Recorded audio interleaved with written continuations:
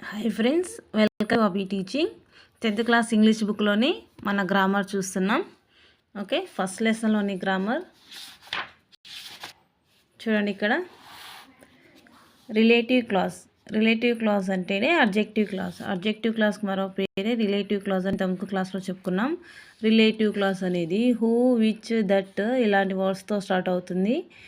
దీని adjective క్లాస్ని relative class అంటారు. Relative class also 2 types: defined relative class, non defined relative class. సింపుల్గా చెప్పాలంటే చూడండి, కామా కానీ ఐఫాన్, కామా ఇలా ఉన్నాయా, ఇట్లా వీటిని ఐఫాన్ అంటారు. ఐఫాన్ కానీ కామా కానీ ఇవేవి ఉండవు సెంటెన్స్లో, ఇచ్చిన సెంటెన్స్లో అవేవి ఉండకుంటే that is defined relative clause. ఒకవేళ ఇచ్చిన సెంటెన్స్లో కామా కానీ ఐఫాన్ గుర్తు కానీ ఉన్నాయంటే that is non defined relative clause. ఇంకొకటి ఏంటంటే చూడండి, డిఫైన్డ్ రిలేటివ్ క్లాస్లో కామన్ నౌన్తో స్టార్ట్ అవుతుంది. నాన్ డిఫైన్డ్ రిలేటివ్ క్లాస్ అనేది ప్రాపర్ నౌన్తో స్టార్ట్ అవుతుంది. ఓకే, మనది ఈ టూ పాయింట్స్ తెలిసినట్టయితే మనం ఎలాంటి ఎగ్జాంపుల్స్ అయినా చేయగలుగుతాం. చూడండి, కొంచెం సింపుల్గా మీకు అర్థం కావడానికి మీకు రాశాను. Define relative clause common noun ఉంటుంది. Non define relative clause proper నౌన్తో స్టార్ట్ అవుతుంది. మరియు అడ్జెక్టివ్ క్లాస్ని రిలేటివ్ క్లాస్ అంటాము. దీనిలో ఎలాంటి కామా కానీ ఐఫాన్ కానీ లేకుంటే డిఫైన్ రిలేటివ్ క్లాస్. ఒకవేళ అవి ఉన్నట్లయితే non define relative class. Okay, దానికి సంబంధించి కొన్ని ఇక్కడ ఇచ్చాడు, ఫిల్ చేయాలని ఇచ్చాడు. కానీ మనకు ఎగ్జామ్లో ఫిల్ ఏం అడగరు, సెంటెన్స్ ఇచ్చి అండర్లైన్ చేసి ఇది ఏ రకమైన క్లాస్ అని అడగడానికి అవకాశం ఉంటుంది. ఓకే, నెక్స్ట్ లెసన్లోని గ్రామర్ చూస్తున్నాం.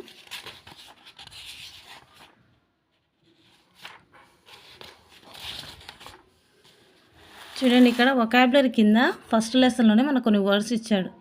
మీనింగ్స్: ఫెటలిస్ట్ అంటే తరతరాల నమ్మకం, బిలీవ్.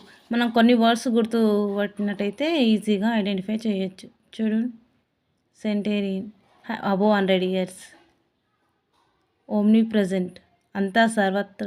చూడండి, ఎవ్రీవేర్ అంటే సర్వాంతయామి అన్నట్టు. మెర్సనరీ ఎనీథింగ్, మనీ కోసం ఏదైనా చేయగలుగుతారు.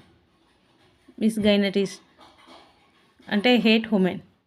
ఓకే, బయోగ్రఫీ మనకు తెలుస్తున్నాయి ఆల్రెడీ, చూసుకొని ఒకసారి. ఓకే, 1 word సబ్స్టిట్యూషన్ కింద అడగడానికి అవకాశం ఉంటుంది దానిని. నెక్స్ట్ లెసన్లోని గ్రామర్ చూస్తున్నాం.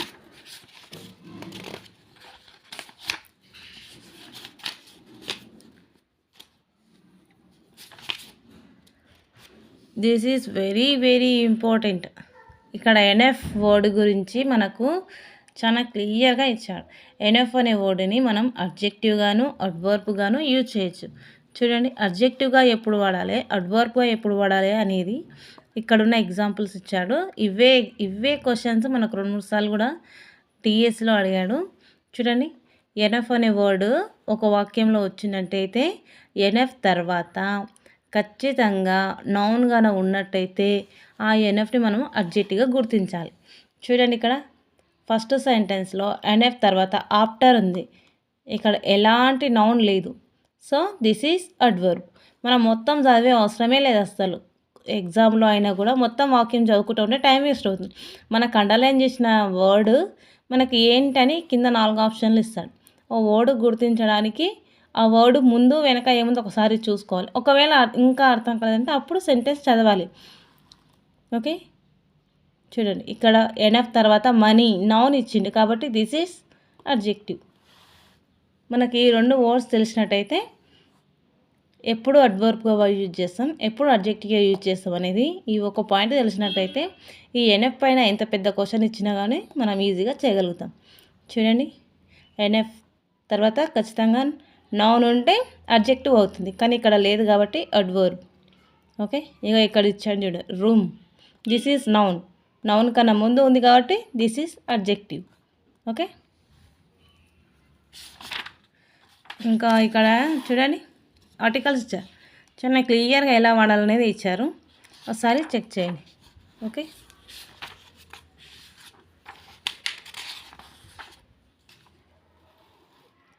ఇక్కడ చూడండి కొంచెం, ఇక్కడ మనకు 4th బిట్లో వచ్చినైతే simple past and present perfect ఈ రెండు టెన్స్లని ఎలా యూజ్ చేస్తాం అనేది.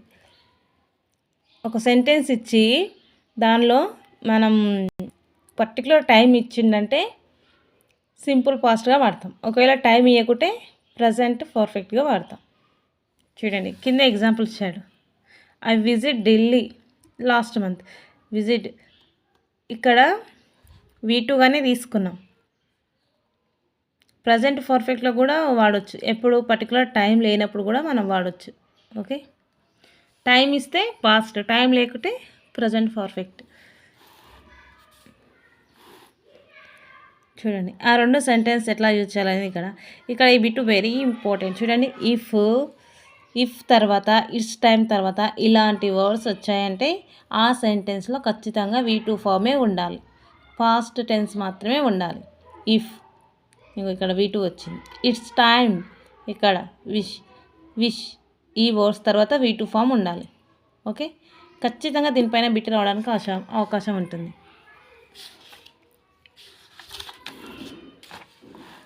ఇక టెన్సెస్ మనకు ఎలా యూజ్ చేయాలనేది ఇచ్చాడు, ఒకసారి చూడండి. సిన్స్, ఫర్ ఎలా యూజ్ చేయాలనేది ఇక్కడ ఇచ్చాడు. Period of time, point of time, ఇట్లా దాని గురించి అందరికి తెలిసి ఉంటుందే కానీ కొంచెం కన్ఫ్యూజ్ అవుతుంటుంది. ఓకే,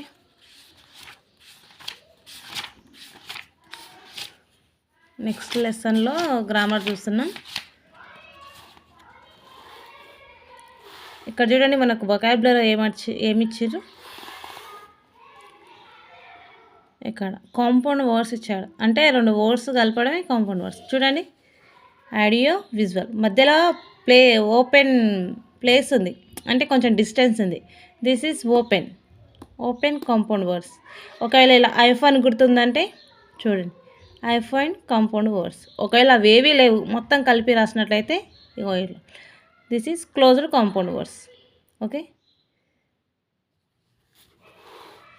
నెక్స్ట్ కింద గ్రామర్లో చూడండి, ఇక్కడ మనకు సింపుల్ ఫాస్ట్ పర్ఫెక్ట్ని ఎలా యూజ్ చేయాలి అనేది ఇచ్చారు. చూడండి, ఈ మొత్తం ఎగ్జాంపుల్స్ అవే 15 ఇచ్చారు. ఖచ్చితంగా ఒకసారి చెక్ చేసుకోండి. Okay, fast perfect, simple fast ఆ రెండింటి కాంబినేషన్లో క్వశ్చన్ రావడానికి అవకాశం ఉంటుంది. ఓకే, నెక్స్ట్ లెసన్లో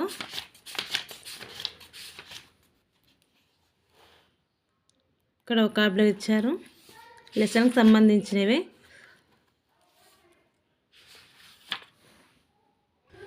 ప్రిపోజిషన్స్ ఇచ్చారు. చూడండి, ఇక్కడ 20 ఇచ్చారు ప్రిపోజిషన్స్. అదే 4th లెసన్కి సంబంధించి ఇక్కడ ఎన్నో రౌండ్ అప్ చేశాను. ఇవి ఆల్రెడీ ఇంతకుముందు టెట్లో అడిగిన క్వశ్చన్స్, టెట్ అండ్ డిఎస్లో అడిగిన క్వశ్చన్లే కాబట్టి నేను గుర్తుంటుందని రౌండ్ అప్ చేసి పెట్టుకున్నాను. ఓకే, దీనిలోకి వెళ్ళి కూడా మనకు రావడానికి అవకాశం ఉంటుంది. ఓకే,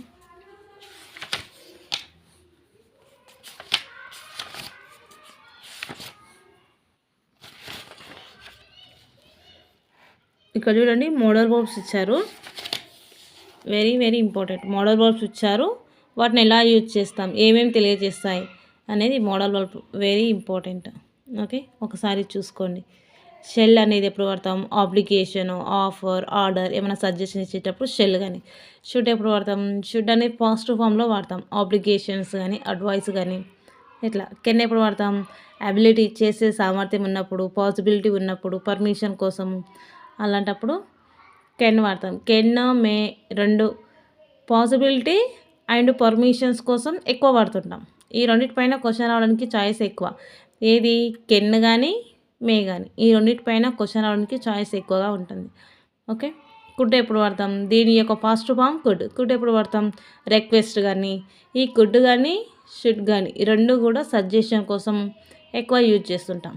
ఓకే, విల్ ఫ్యూచరిటీ కోసం కానీ ఇట్లా సమ్ పర్పస్ కోసం కానీ.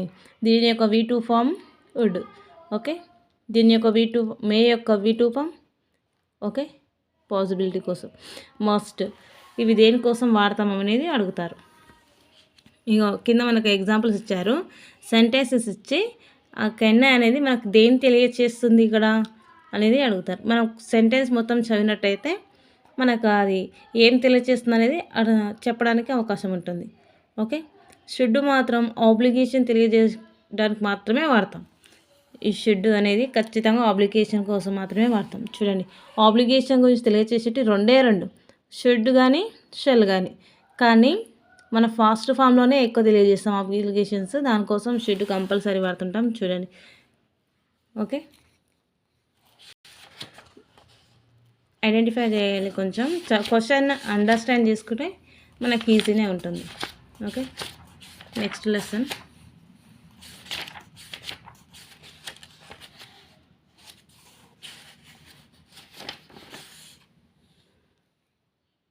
మనకు లెసన్ సంబంధించిన 1 వర్డ్ సబ్స్టిట్యూషన్ ఇచ్చారు. నెక్స్ట్ ఇక్కడ ఇచ్చిన గ్రామర్ చూడండి, వెరీ ఇంపార్టెంట్. అడ్వర్బల్ క్లాజ్ చూడండి. అడ్వర్బల్ క్లాజ్ గురించి ఇక్కడ మనకు ఒక స్ట్రక్చర్ ఇచ్చారు. మంచి మైండ్ మ్యాపింగ్ కోసమని ఇచ్చారు. ఇది ఖచ్చితంగా సబార్డినేట్ కంజంక్షన్స్తో మాత్రమే స్టార్ట్ అవుతుంది. ఏంది అడ్వర్బల్ క్లాజ్ అనేది సబార్డినేట్ కంజంక్షన్తో మాత్రమే స్టార్ట్ అవుతుంది. కబార్డినేట్ కంజంక్షన్స్ ఏంటివి? హ్యాస్ కానీ, సిన్స్ కానీ, బికాజ్ కానీ, విచ్ కానీ, దట్ కానీ, సో దట్, ఇట్లా ఇఫ్ ఇలాంటివి, తో, ఈవెన్తో, ఇవన్నీ ఉంటాయి కదా. అవన్నీ కూడా సబార్డినేట్ కంజంక్షన్స్. దాంతో స్టార్ట్ అయ్యేదే అడ్వర్బల్ క్లాజ్. ఓకే, మనకి ఇక్కడ ఇచ్చి ఏమేమి తెలియచేస్తాయి ఇక చూడండి. ఖచ్చితంగా ఇఫ్ కానీ, బికాజ్ కానీ, హ్యాజ్, ఇది కానీ, ఎన్, ఇవి అన్నీ కూడా అడ్వర్బల్ క్లాజ్.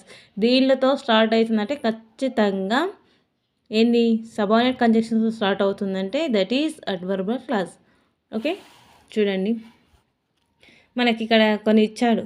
పర్పస్ కానీ, రీజన్, ప్లేస్, రిజల్ట్, మేనర్, ఇలాంటివి కొన్ని ఇచ్చారు. అంటే దీనికి అడ్వర్బల్ క్లాజ్ చాలా ఉంటాయి. సబార్డినేట్ కంజంక్షన్స్ చాలా ఉంటాయి. దానిలో దేనికి యూజ్ అవుతుంది అనేది తెలియజేస్తుంది.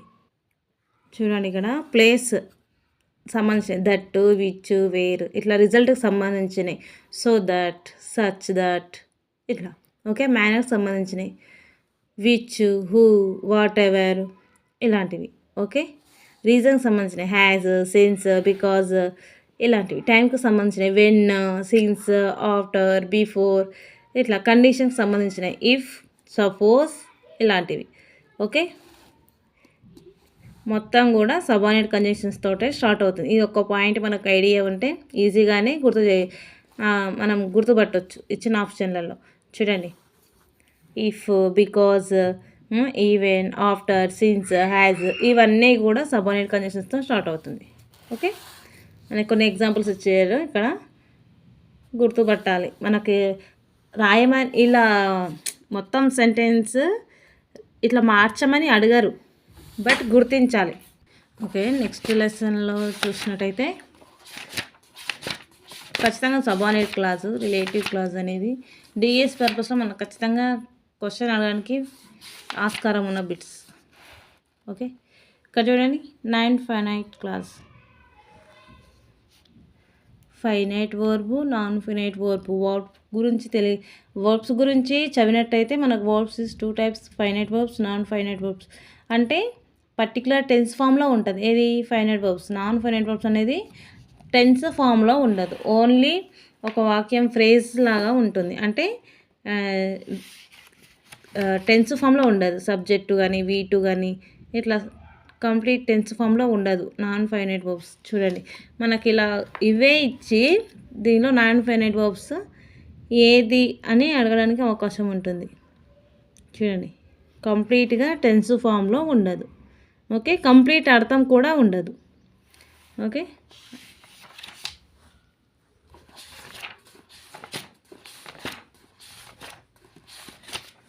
నెక్స్ట్ లెసన్లోని గ్రామర్ చూడండి. మనకి ఇక్కడ క్వాంటిఫైయర్స్ ఇచ్చారు. క్వాంటిఫైయర్స్ మీన్స్ అడ్జెక్టివ్, నౌన్ గురించి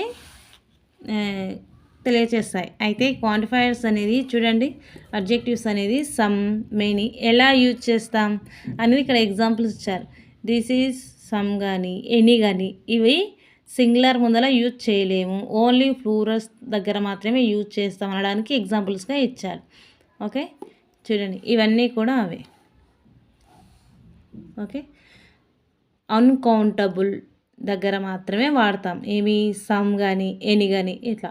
మెనీ, మోర్ ఇలాంటివి కౌంటబుల్ దగ్గర వాడతాం. Okay. Little, much uncountable. Okay. Next లెసన్లోని గ్రామర్ పార్ట్ చూస్తున్నాం. చూడండి ఇక్కడ నాకు ఇక్కడ ఒక పారా ఇచ్చి దానిలోని లింకర్స్ మీన్స్ కంజెక్షన్ గురించి తెలియజేస్తుంది ఇక్కడ. సో దట్ అనేది, త్రో అనేది కంజంక్షన్స్ గురించి తెలియజేస్తుంది ఇక్కడ పారాలో. ఓకేనా. లింకర్స్ మీన్స్ కంజంక్షన్స్ ఇలా. ఓకే.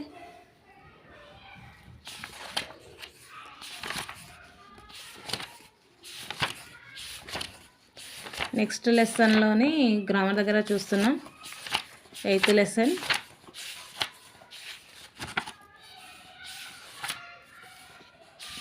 Oral reading, glossary.